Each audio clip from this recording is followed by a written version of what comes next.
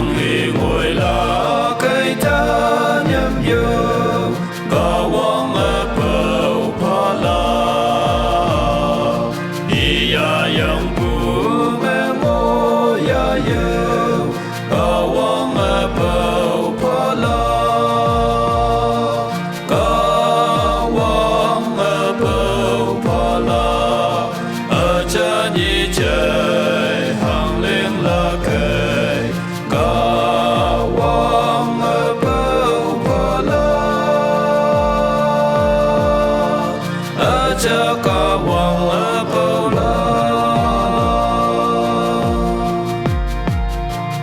Nam tuổi mà liên quan thế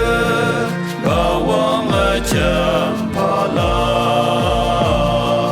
đâu về sang phố ngô là cây Kahwange chấm Phalak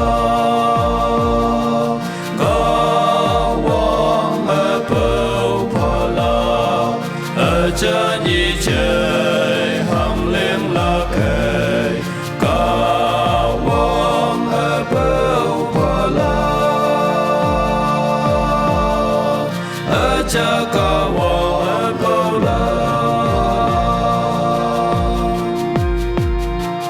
nàng hằng hi yahu bu ơi Kahwange ya Phalak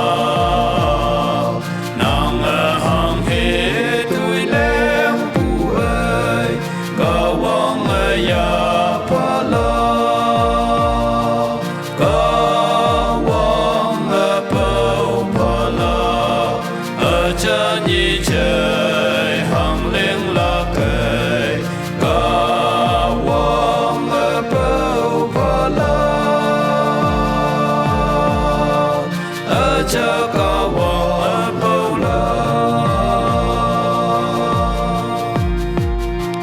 hằng từ ở men ngôi là cây Kahwange vui cả làng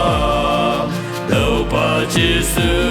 thế mong hâm ya iya nang vui cả làng Kahwange bầu Phalak ở trên nhị trời hàng liên là cây Kahwange bầu Phalak